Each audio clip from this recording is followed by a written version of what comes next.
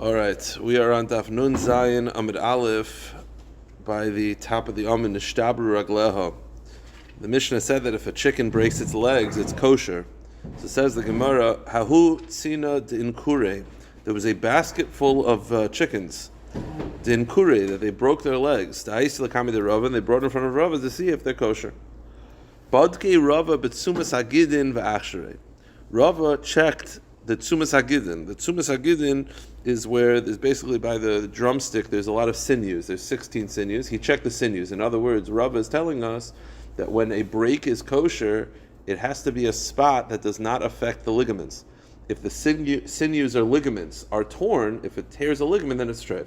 So it has to be a break, let's say by the ankle, where there's no ligaments. That's when it's kosher. So he looked at the break and he checked that it didn't affect any of the ligaments, and he said, fine, it's kosher.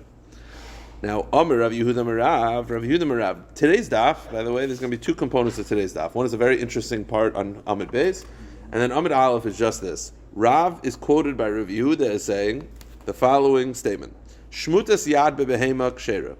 If a animal, let's say a cow has, think of a cow, they're all legs, but think of the front two legs as arms and the back two legs as legs. So shmutas yad b'mehema kshera. If its shoulder is dislocated, so it's a dislocation of the first leg, the front legs, that's kosher because the animal could survive that. But shmutas yerech b'behema treifa. But if there's a dislocation of the hip bone, that's treifa by a cow. But by a bird, and this is the point by a bird, shmutas yerech ba'oif kshera. If there's a dislocation of the thigh bone of a bird, it's treifa. And so that's it. Stop. That's the main point. Then we're just going to finish it. Shmutas gaf ba'oif treifa. If there's a dislocation of the wing, it's treifa. Now, the Gemara explains what is the issue if a wing is dislocated. Apparently, the bird can survive with a dislocated wing. Basically, in the anatomy of a bird, the lungs are protected by the wings. If there's a dislocation of the wings, it basically exposes the lungs, and the lungs can be incredibly easily punctured. So says the Gemara, if there's a dislocation of the wing, it's treifa because chashina shem nikva hareya. We're afraid that in the process of dislocation or after the dislocation, the lung got punctured. Okay, so the first opinion is that if there's a dislocation of the wing, it's treifa because we assume that the lung got affected by the dislocation. Shmuel says no, tibadik, just check the lungs. You do is you take a straw, you put it into the mouth of the trachea of the bird, you blow up the lungs, see if anything comes out. In other words, it's not an automatic treifa, it's maybe a treifa. It's not an automatic treifa. Chizkiya says a very strange line. And the Mefarshim are very much bothered by this. Chizkiya said, Ein reya l'oif. Birds don't have lungs. So that's obviously, the Gemara is going to point that out. They definitely have lungs. So, okay, we'll follow along. No, so yes, you could interpret what he meant as there's no treif, or assume treifa by the lungs, maybe the lungs aren't, but what he says, the words are, birds don't have lungs. To which Rav Yochanan responds, yesh loy. No, they have lungs. That's the problem. So while it's possible to interpret Chizkiya in other ways, the response of Rav Yochanan is that they have lungs, indicating that Chizkiya was saying they don't have lungs. So Rav Yochanan says, no, yeshla, they have lungs. V'yeshna ba'ala shovered bein akfayim. And it's protected between the wings, and it's like a little small rose petal. It's a very small material. That's the lungs. Okay. Now, what did Chizkiya mean, ein reya, that birds don't have lungs? So the Gemara eventually will conclude that what he meant is what he said, birds don't have lungs. He was obviously mistaken about the anatomy of a bird. But the Gemara first will try to interpret it more of like a deeper way. So my ein reya l'oif. What did Chizkiya mean when he said that birds don't have lungs? If it means that they don't have lungs at all, what do you mean? Any person, you open up a chicken, you'll find that they have lungs. What's the shaila? Can't be that. Maybe it means that there's no treifa by lungs, meaning he's saying, of course they have lungs, but they don't have lungs from halachic perspective, meaning if there's a puncture in the lungs of a bird, it's fine. Lungs of a cow, it's a problem. Lungs of a bird is fine. Maybe that's what he meant. They don't have lungs, as in there's no disqualifications from the lungs. The problem is that's not true. The rule is whatever treifs up a cow, treifs up a chicken. And if cows are treifed up by piercing lungs, so chickens are treifed up by piercing lungs. So how could you say that they don't have a treifa? Says the Gemara, Hatani Levi, didn't Levi give you a rule? Treifa shemanu chacham behema connect the boiv. Any treifa by behema can be found corresponding by a bird. Yes, or the only thing is that a bird has an additional treifa. We had yesterday that if the skull is fractured, even if the membrane is intact by a marine fowl, then it's become treifa. Okay, but the point is, whatever treifa is by a cow, treifa by a bird. So how could you say that the birds don't have halachic lungs because there's no treifa? It's not true. So what does Chizkiya mean? What it means is maybe like this. You know, if an animal falls over, let's say it falls from 10 tvachim, it's called a drusa. So we said that there's a concern that the lungs were punctured. Maybe we're not concerned about the lungs being punctured by a bird. Of course, if they're punctured, they're treif. But the lungs of a bird are protected by the rib cage and by the wings, so maybe they're more protected. Says the Gemara, my taima, because the ribs protect the lungs of the bird in a more protective way than a cow. Maybe. The problem is, that's very nice as an interpretation of what Chizkiya said. But how did Rav Yechon respond to him? Yeshlei, they have a lung, which means what Chizkiya was saying is they don't have lungs. So don't figure all these big, nice vertlach about what he meant. He said they don't have lungs, and Rav Yochanan says they have lungs, and I see it, and it's a little rose petal between the rib cage. So indicating that the conversation was mitzias. Says the Gemara. But the fact that Rav Yochanan responded,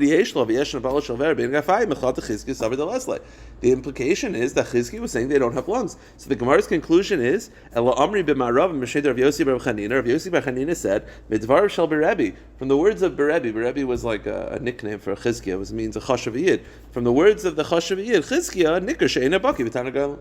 It means that he doesn't know what a chicken's. He thought they don't have lungs. So the Mefarshim are bothered by this. Open it up. First, he's talking in Gemara. He's like, open up the lungs. You'll see there's lungs there. So the Drisha has a mahalach that maybe what he meant was the deeper pshat. What he meant was they don't have the disqualifications, whatever the pshat is. So why did he say this? This is what his Rabbi said. This is the lashon that his Rabbi used. So he used the lashon of his Rabbi, even though it's very misleading. It's shver. It's a shver. Whatever the teretz is, I think the teretz is the kasha is better. His words are they don't have lungs, so it's a little bit of a challenging thing. So they do bring down the Chassam Sofer. The Chassam Sofer felt that he knows they have lungs, but the lungs are formatted different than cows, so maybe they're not separate. They're part of the trachea. They're part of the trachea, as opposed to by cows, which they're a separate organ. Maybe that's what he meant. I don't know. Says the Gemara. Now this is going to be the discussion until the end of the daf. We had this before. We said before that Rav Yehuda Marav says that a dislocation of a thigh bone of a bird is treif. That's Rav Yehuda Amarav. Amar Rav Huna Amarav. Rav Huna quotes Rav as saying Shmutas Yarech Ba'if Kshera, that if a dislocation of the drumstick of the thigh bone of a chicken is kosher. So we have a contradiction in what Rav said. Rav Yehuda Amarav quotes him as saying treifa. Rav Huna Amarav quotes him as saying kosher. Says the Gemara, Amarle Rabbi bar Rav Huna Rav Huna. So Rabbi Rav Huna said to his father Rav Huna, Harabana dasim pupudis Am Rav Yehuda Mishmei the Rabbi Amar Shmutas Yarech Ba'if Treifa. You're quoting Rav as saying that a dislocation of the drumstick is kosher, but they quote Rav as saying that it's treif. So what's going on? So he says, Amarle Bri, he says, my son, Nare upashte. Each river flows its own direction. Now this terminology is used in the Paiskim as saying, Eilu ve'eilu divr l'kim chayim. So in other words, when you read this Gemara, it sounds like simply he's saying, we have different versions of what Rav said, but that's not what Rashi explains it. Rashi explains it, what he was actually saying was like this, I'm right. Really he holds it's kosher. So why would they quote Rav as saying it's treif? Because apparently Rav was once in a city, in Nardoi, and in Nardoi they're machmer, and they treifed it up in front of him, and he didn't object. Now he didn't object because he felt I'm a guest here. I'm not gonna start having machlekes. They thought he didn't object because he agreed with it. So Nari Pashta, meaning each city has its own rivers, and Rav didn't want to go against the tide of that city. But it doesn't mean he agreed. Really, he holds that a dislocation of the drumstick is taka kosher. Amr Azal Rav Abba Ashkeche LeRav Yirmiyah Bar Abba. The Kabodak Betsumis Hagidin. The case was there was a dislocation, and he was checking the ligaments in that area to see if it's kosher, to see if they're intact. So Amar Lei, Lamalei Markulei, why are you checking the ligaments? Harav Huna Marav Shmutas Yarech Ba'if Kshera. I thought it's kosher. So you don't have to check. You're good. Meaning, there was a dislocation. He was checking to see if everything's intact or if it's treif, and he said, no, dislocation is fine. It's fine. Says the Gemara, Amar le anom asisi adana. He says, I'll tell you why I'm checking the ligaments. I understand you're quoting Rabbi saying that a dislocation is kosher. I can tell you what I know. What I know is a Mishnah. What is the Mishnah? The Mishnah says, Behema shenechtechu ragleha min arkuva lamata. If an animal's legs are cut below the knee, ksheira. Min arkuva lamayla, but if it's cut above the knee, psula. Okay? So far. Similarly, if the ligaments are torn in a knee of in the knee of the cow, it's treif. Same halacha by a bird. So you're telling me not to check the ligaments because. So let me explain a little bit more because this is a little bit strange. The case was there was some sort of injury that a bird had. He was checking the ligaments on the leg of the bird. Whoever Rav Abba said to Rav Yirmiyah bar Abba, stop, you don't have to check. A dislocation is fine. Now, it wasn't necessarily a case of dislocation. His point is that if a dislocation is fine, kal v'chaimer, a torn ligament is fine. That's the perception. The Gemara's assumption is that a dislocation is more severe because a dislocation is mamish as if it's removed. So he was checking the ligaments for whatever injury it was. Rav Yirmiyah bar Abba says, you don't have to check. A dislocation is fine. Kal v'chaimer, ligament tear is fine. He responds, ligament tear is a problem. I can tell you that because the Mishnah says it's a problem. So says the Gemara, Ihachi kasha de Rav de Rav. So we have a contradiction in Rav. One time Rav said that a dislocation is fine, but one time Rav said that a tear of the ligaments is a problem. So and the Gemara assumes that they're the same. If the tear of the ligaments is the same in halacha as a dislocation, we have a contradiction. One time Rav said dislocation is fine. One time he said that a tear of the ligaments is a problem. So says the Gemara, Ishtik, he was quiet. Amar lei, so Rav Yirmiyah bar Abba said, I'll tell you I have a theory. What's my theory? Dilma shani lo bein shmut lachatucha. Your whole presumption is wrong. Your presumption is that a dislocation is more severe than a ligament tear. It's not true. A dislocation where at least everything is still connected is kosher. A tear of the ligaments is treif. Easy. And maybe that's what Rav said. So Rav Yirmiyah bar Abba is theorizing for Rav. And that explains the contradiction in Rav. Amar lei, Rav Abba said to Rav Yirmiyah, you're right. But not only are you right, you're making it sound like it's your chiddush. Ooh, maybe there's a chilik between dislocation and a tear. It's your chiddush and Rav. At mafarsha shmaita de Rav. You're just saying over what Rav said. I heard Rav say this. Beferish am Rav. I heard Rav say shmuta ksheira chaducha psula. There's a difference between dislocation and a ligament tear. V'al tisma, and don't wonder why would there be a difference if a ligament tear is. Meaning, in other words, don't be bothered by. It feels a little bit arbitrary. Dislocation is fine, ligament tear is a problem. Be consistent. The answer is, when you're dealing with injuries, there's no consistency. Because I'll prove it to you. You cut an animal on a certain spot of the leg, it'll die. You cut it a different spot of the leg, it'll survive. What's the answer? That's what health is like. Different parts of the body react differently. So maybe a ligament tear is more severe than a dislocation. Okay. So let me just explain what happened. What you had is, we had a case where there was a ligament tear, and he said it's a problem. The Gemara assumes ligament tear and dislocations are the same. They said, but Rav said dislocation is fine, so ligament tear also is fine. He's like, I'm not sure. Maybe there's a difference in ligament tear and dislocation. He says, you're making it theory as if it's yours. Beferish am Rav said that. That was literally the back and forth. The Gemara is going to repeat the back and forth, I think, 2 more times. So the Gemara says, Kisalik Rav Abba, when Rav Abba went to Eretz Yisrael, Ashkechel Rav Zer, Diasav V'Gamar, he found Rav Zer that said, Amalei Rav Huna Rav, Shmuta Yarech Ba'af Treifa, that a dislocation of the drumstick is treif. Amar Lei, he says, Chayed Amar, he says, I swear, Miyoy Midasalik Mar Lahacha, that since you got to Eretz Yisrael, go to the next page, Havalan Pischan Pek Hamid Rav Huna, I was by Rav Huna, V'She'ilna, and I asked him, V'amarlon shmuta yerach b'ev ksheira. He said that a dislocation of the thigh is kosher. So you're saying dislocation is a problem. I'm telling you, I heard that it's kosher. Okay. A similar story, that there was some sort of injury. They found Rav Yirmiyah bar Abba, and this is the same story we had before. He was checking the ligaments of that area to see that it's intact. Because if it's a tear, that's a problem. And I asked him, I thought there's a dislocation is fine. And if a dislocation is fine, we assume kal v'chomer, a teared ligament is fine. He says, listen, I understand your question. It's a good question. All I know is a Mishnah. The Mishnah that I have, going back to Rav, and Rav quoted over this Mishnah, is that a ligament tear is a problem.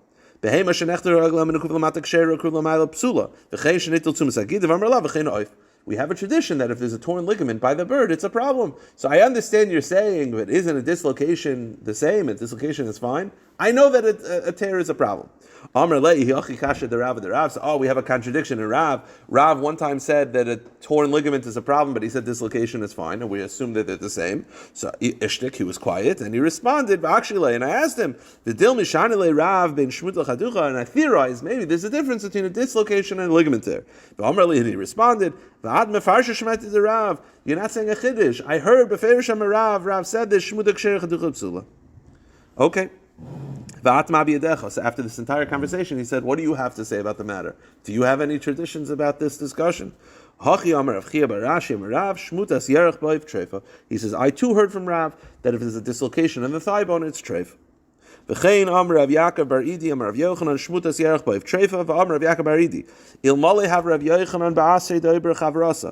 Yochanan was here, and Rav Yochanan was the one who said that is kosher, but if he was here and he heard how everyone said treif, he would have been chayzer. He wouldn't loy pirchas. He wouldn't have spoken up. Meaning he would have kept quiet. He would have accepted their arguments. Dam Rav Chanina Amar Rebbe Shmutas Yerach B'Iv Kshera, because Rabbi also said that a dislocation thigh is kosher. And there was once a chicken that had a dislocated thigh bone. I brought it to Rabbi, and he said it's kosher. And Rav Chanina did melicha on it. And Rabbi would always show this chicken. They would preserve, I guess they preserved it in salt. And Rabbi showed this chicken, and they would say, Zehit il Rabbi, Zehit il Rabbi. They kept it as this sign. This was the chicken that Rabbi was machshir. Okay. The point is, we had this conversation back and forth. Is a dislocated kosher, non-kosher? Most Rabbanim said kosher. And then what about a torn ligament? Gemara says, less halchas akane shmaita. Forget everything. You know how we paskin? We paskin it's treif. Why? The following el kiha. Now, what we're going to talk about over here, it's going to mention a dislocated thigh bone, agav. But what it's discussing is the following case. Let's say you have a trachea that has a hole the size of a coin. So we said it's a problem. The animal will die. It's a treifa. What if they make a patch? Yeah. What if they make a patch? Like a patch that they put on the trachea. So the question is, does that fix it? So it says the Gemara, Rav Yossi Manu Royes Rav Shuban Levi. They asked Rav Shuban Levi, Kederas Kana Bekama. How much of a hole of a trachea makes the animal treif?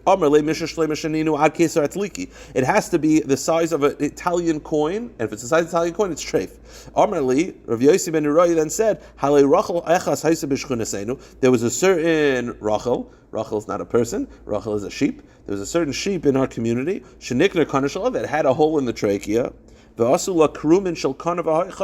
They put a patch on it and it survived. The whole point of a treifa is that it can't be healed. So you're telling me that it's treif. They had a sheep that they put the patch on. It was fine. It survived. So that's a kasha. So you know his response was still be a treif. No, but the point is the presumption is that treifas cannot survive. So the Gemara is going to answer that it didn't survive 12 months. That's the point. It might have survived a little. You didn't check in. If you would check in 12 minutes later, it's dead. But the point is, so this is a hole in the trachea. And he says, no, patches don't matter. It might survive a couple months, but it's not going to survive a year. I'll prove it to you. And this is Negeya. Amar Lev al Da'at Samach, you're relying on that case, Haloi Halacha Ravachas Yisrael. But there's a halacha accepted in Klal Yisrael. Shmutas Yerech Ba'if Treifa. That if a dislocated thigh bone, it's treif. Stop. The way he's describing is that a dislocated drumstick in Klal Yisrael, it's accepted, it's treif. Boom. And he says, yet. So it's for sure treif, and yet Tarnagol's Haisler of Shimon Chalafta Shinish B'Yarach Shala. Shimon Chalafta had a chicken that had a dislocated thigh bone, and they made like a little some sort of like a cast. They made some sort of like splint. The Chaysen, it survived. Oh, I thought it's treif. It's accepted it's treif. So what's the answer? The answer is, what do you have to say? The answer is, and this is a chiddush, this is going to get us into tomorrow's discussion, treifas don't die right away. They just can't survive 12 months. So the fact that there was a patch and it seemed okay does not indicate it wasn't a treifa, because a dislocated thigh bone is for sure a treifa, and yet the patch helped for a couple months, but not for a year. Treifas will not survive a year. That's the point. Now, the one who made this is, by the way, to the end of today's daf, is very interesting. It's eye-opening about Rav Shimon ben Chalafta. Rav Shimon ben Chalafta apparently liked experiments. He liked experiments. The first experiment we saw is that he made a splint to test whether a chicken's thigh bones can survive. So, he made crutches, more crutches. Oh, no. Amru alav Rishim and Chalafta. They said about Rishim Chalafta, she'askin b'dvarim haba. He liked experiments for halachas. The first one we already saw with the chicken. Now we're going to have two more. So he used the following experiment. Rav Yehuda's shita was in our Mishnah that if a chicken loses all of its feathers, it's a treifa. Why? Because the chicken's feathers will not grow back, and it can't survive without its feathers. So Shimon Chalafta said, I'm going to test that. And here's what he did. So Rav Yehuda had a chicken. And it lost its feathers. I don't know if he removed the feathers. I think that it happened to be, it had its feathers removed. I don't think he would put the chicken through such pain. But the point is, the feathers were removed. It got ill, whatever it is. So Rav Yehuda said treif, because it won't grow back and it can't survive. So Shimon Chalafta said, let's see. So here's what Shimon Chalafta did. Hinicha b'tanor, he placed it in a warm oven. Not too warm, because that's how you eat chicken. Just in a nice, cool, warm oven. And Tala Mamatlish Shel Tarsim, he wrapped it in a coppersmith's mat. Now what this does is two things. It protects it, it warms it, because it doesn't have feathers. Also, apparently, it has lead in it that goes into the chicken, which will help growth, promote growth of feathers. Not only did it grow feathers back, the second set of feathers were thicker than the first. He wrapped the chicken in some sort of lead mat and put it in a warm oven for like months. In a warm environment for months, and the feathers grew back better than the first. That was his experiment. So says the Gemara, wait a minute. So you see, it's not a treifa. The Gemara says, I thought the whole point is that a treifa can maybe can survive up to 12 months. So maybe it also is just surviving up to 12 months. So the Gemara is going to respond, it might survive, but it would not grow back feathers that are better than the first. It won't improve. The fact that it not just grew back feathers, but the feathers were thicker than the first set of feathers, that shows he fixed it. It's not a treifa. Says the Gemara, maybe it just got improved, but it would die within 12 months. Would it have feathers that are better than the first? No way. Okay. That was the second experiment of Shimon Chalafta, and now we have a third. My askan b'dvarim. What's the third experiment of Shimon Chalafta? Amra Misharshia. It says a pasuk in Mishlei. The pasuk says in Mishlei, Leich el nimala otzel re'ei derechecha v'chacham. Shlomo Melech says, look at the ant. Look how wise the ant is, right? That they have ant farms, ant house, ant colony. What do you call it? You buy you buy it and you can watch them. Oh, come on. Ant farms. Sounds wrong.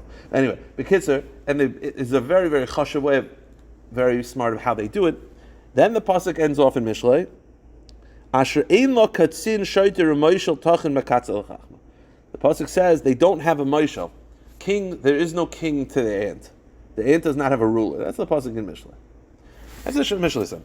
So, Amar Ezel ve'echser. Shimon Chalafta said, let me test that. I'm going to see if they have a ruler. Now, it happens to be this test.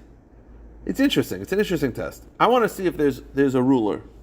So here's, I'm going to say it outside and we'll say it inside. The basic test of Shimon Chalafta was, he took an ant farm, basically, covered up the ant farm with the ant hill, with like a blanket. So there was shade. Ants like shade. One ant came out, saw that it was shade, went back in, told everybody. They all come out, then he pulls the shade away, and they all kill the ant. Because you angered us by telling us to come out. When it was shade, it wasn't. The very fact that they all just killed him indicates there's no leader. Because if there was a leader, they would have talked to the leader first. The very fact that it was just mob mentality, he says, there's no leader. Shlomo Melech must be the Shlomo Melech's right, there's no leader. The Gemara then responds, maybe the leader had already set the precedent months ago where he said, if anyone ever lies about the shade thing, kill him.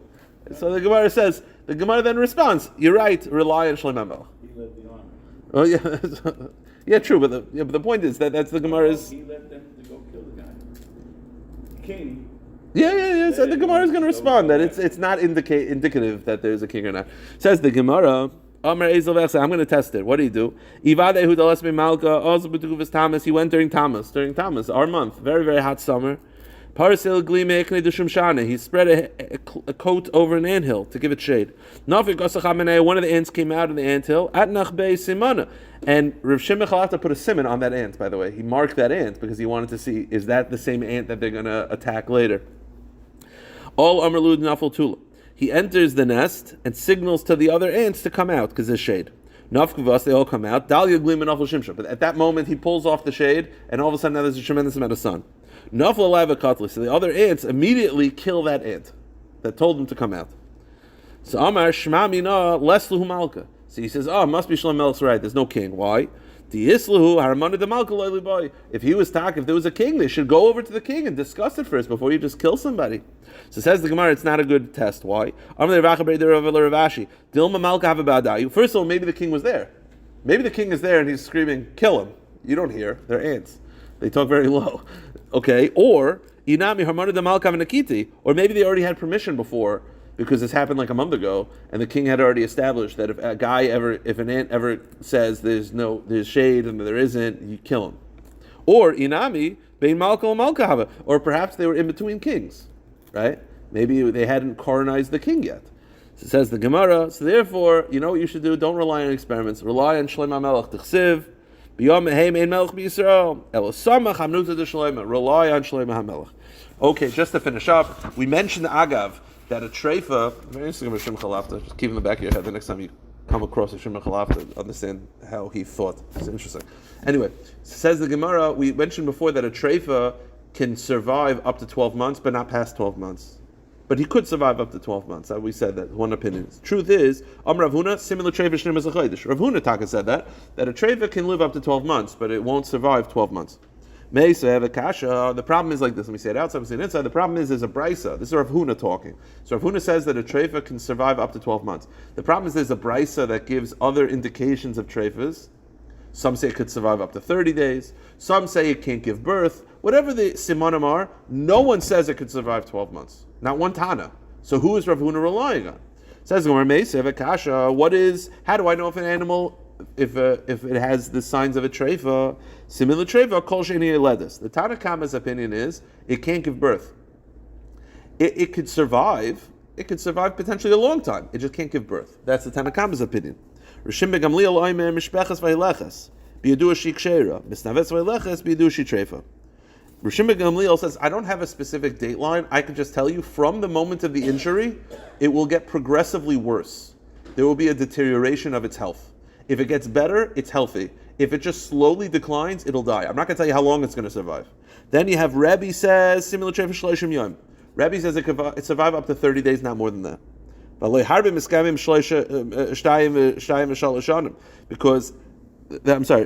treifa shloshim yom. Amrullah, they said, they said, but wait a minute. We know treifas that survive for years, not for 30 days. Okay, the point is you have multiple opinions in this brisa of what's the sign of a treifa. One is that it can't give birth, one is that just a decline in health, and the third opinion is 30 days. No one says 12 months, so where's Rav Huna getting it from? So it says the Gemara, Tanoi, he follows the following brisa that doesn't mention 12 months outright. Tanya, the Brisa says, the halacha is that if there's a hole in the skull the size of a drill, that's a treifa. So let's say the drill's size is 1 inch in diameter. Let's say you have a hole that's not 1 inch in diameter, but it's a thin hole, but it's long. So if you put it all together, it's 1 inch. So it says the halacha, it's mitzdaref that it's a treifa. The story goes in the city of Anvil that there was a person, a treifa can be bad people also, it doesn't have to be an animal. There was a person who had a hole in his skull, and they made some sort of patch, and he survived. So how could you? So you see that it's not going to. So Amar Shimon Elazar says, Misham Raya. Shimon Elazar says that's not a Raya. Yeah, that patch happened in the summer. Did you ever see where he was in the winter? He wasn't alive by the winter. In other words, you are not going to survive 12 months. So he survived Taka the summer, but he did not make 12 months. So Shimon Elazar is the one who says 12 months is the cap. And just to finish up, Amar Rav Acha bar Yaakov, Rav Acha bar Yaakov says, Halacha treifa yeledes u'mishpechas. We paskin that a treifa is able to give birth and it's able to improve its health, but it will not survive 12 months. I will stop here.